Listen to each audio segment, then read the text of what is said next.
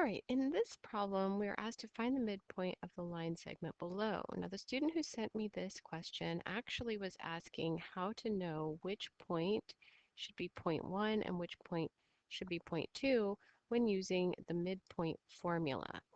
Now, the midpoint formula, if you have it memorized, is x2 plus x1 over 2, comma, y2 plus y1 over 2. That's well, I think it's usually written as xm, comma, ym, meaning the x and y values of the midpoint are equal to this, right? So you get the x value of your midpoint by averaging the two x values, adding them together and dividing by 2, averaging. And you get the y value, or the y coordinate of your midpoint, doing the same but with the y values. So you're just averaging the y values, adding the two values together and dividing by 2. And so the question is, should this be x1 and y1 over here, making this the second point x2 and y2? Well, I would say, I usually work from left to right. We read words from left to right. We read sentences from left to right. We even read graphs from left to right. So yeah, typically you would call the first leftmost point your first point and the rightmost point your second point. However, honestly, it does not make a difference at all, and I'm just going to show you that as we go through. But first I want to show you that I started off by visualizing where I think the midpoint is.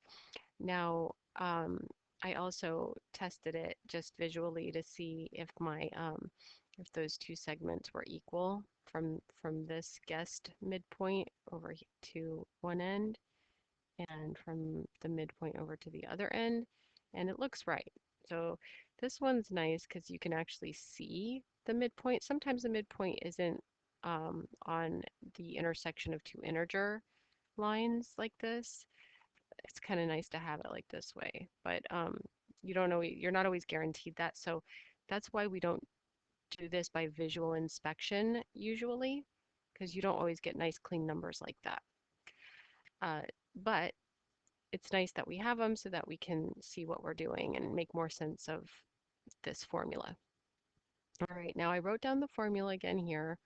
Now, is it x2 plus x1 divided by 2 or x1 plus x2 divided by 2? Again, it does not matter.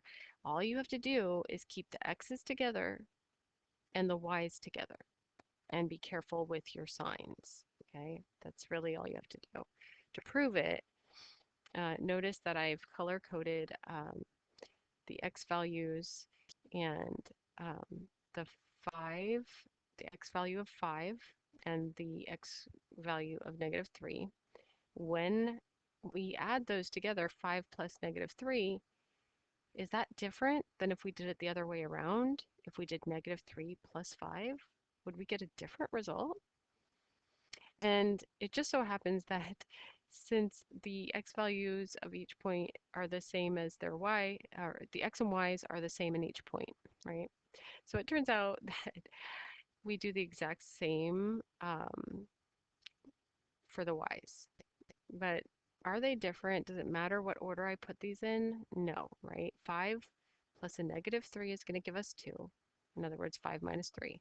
Or -3 plus 5 is going to give us 2. Remember, you always keep the sign of the larger number. And likewise for the y's. So, I'm just showing you.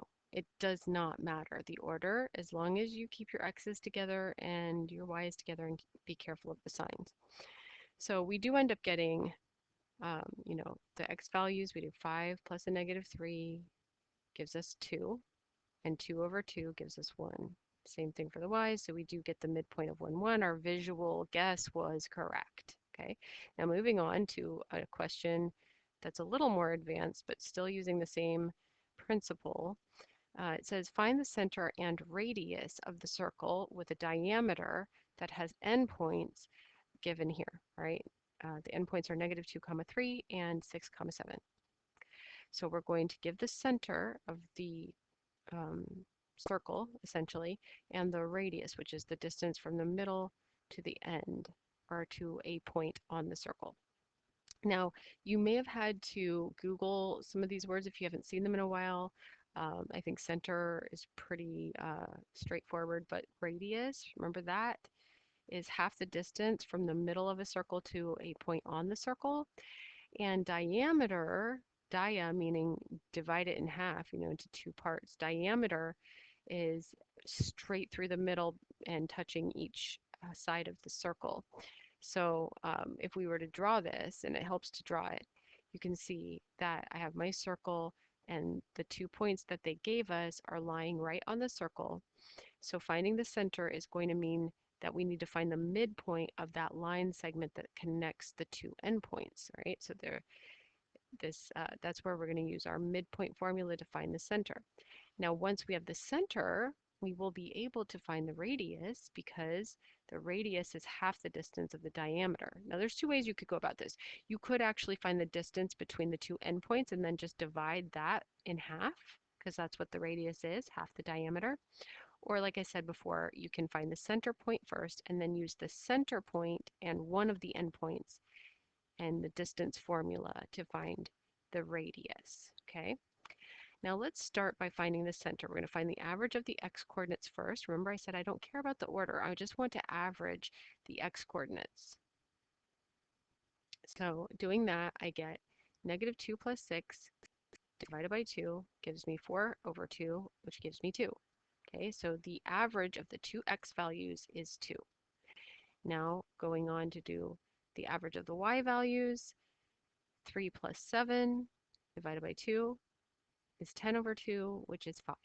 So our midpoint is 2, 5, and that lines up with my visual guess again. Okay, it looked like it was going to land right there. So that's good. That answer makes sense. Now that I have that midpoint, I can go on and I can find the distance between the midpoint or the center and one of the endpoints. So it doesn't matter which endpoint I choose, right? I'm going to, let me get rid of this ink. And now with my midpoint of 2, 5, I'm going to do the distance formula. The distance formula is square root of quantity squared, the distance between the x's, plus quantity squared, the distance between the y's. Okay, so now I'm looking at this one, the midpoint, and either one of the two endpoints, doesn't matter. Now that second endpoint, 6, 7, doesn't have any negatives, so that's kind of nice. It's just a little tiny bit easier in my mind. So I'm going to go ahead and use the second point, 6, 7, along with my midpoint to do this. So taking my x values, does not matter the order, okay? I'm going to do 6 minus 2. So 6 minus 2. Then for my y values, I'm going to do 7 minus 5. And that gives me, well, 6 minus 2 is 4, 4 squared. 7 minus 5 is 2. So when I square those, I get 16 plus 4, which gives me the square root of 20. Now I want to see if I can simplify that. So that is correct, but it's not simplified because the radicand underneath the square root has potentially has a perfect square factor, right? You always want to check. It's not a prime number. I can factor the number 20 into parts. I can write it as, well, the first thing that came to mind was 5 times 4.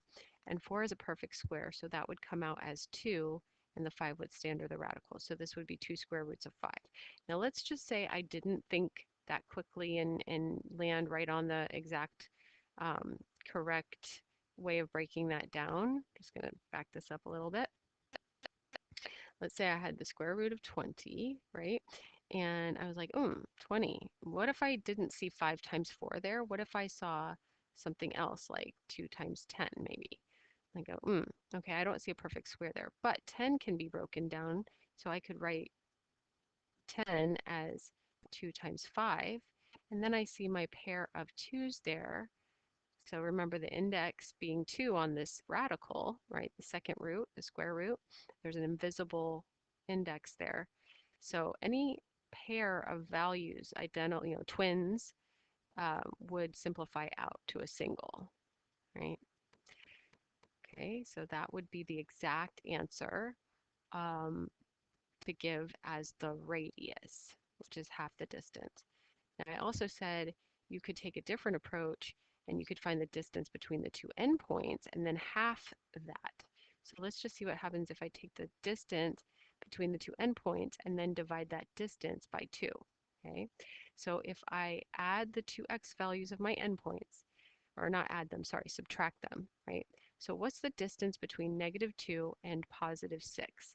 Well, subtracting 6, let's do -2 minus 6, quantity squared, and then the y values, 7 minus 3, quantity squared.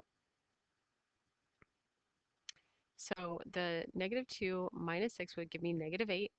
-8 squared would be +64. And then 7 minus 3 would give me 4, and 4 squared is 16. And then that gives me 80, right? 64 plus 16, the 60 plus the 10 is 70, and then 4 and 6 makes 10, so that would be 80, right? Now I can break down the 80 and see if there are any perfect squares. So I know I thought right away about 4, because 4 times 20 would be 80, and 4 is a perfect square. So now I've got 2 times the square root of 20 over 2. 2 divided by 2 is just 1, so I might as well just simplify that. And now I'm back at the square root of 20, which we know simplifies to 2 square roots of 5. So that was a different way of getting that answer.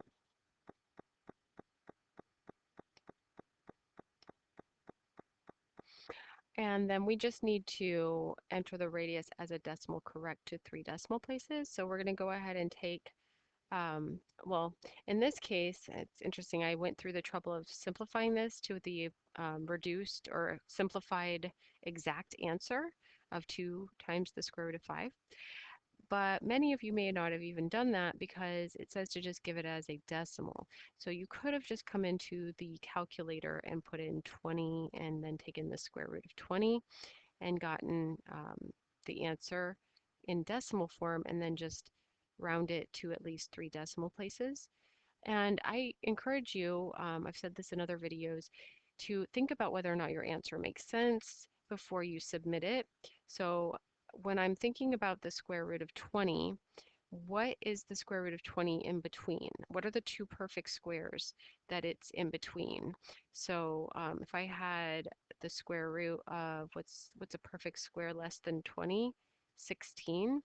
And the square root of perfect square, the next perfect square would be maybe 25, right? So the square root of 16 is 4, and the square root of 25 is 5. So I'm expecting the square root of 20 to be 4 point something, right? So just encourage you to keep testing your number sense so that you can catch yourself if you get an answer that just really doesn't make sense, because leaning on your calculator too hard can actually work against you. So that's how you would do this one. And this one was what, 2,5, I think. All right, nice.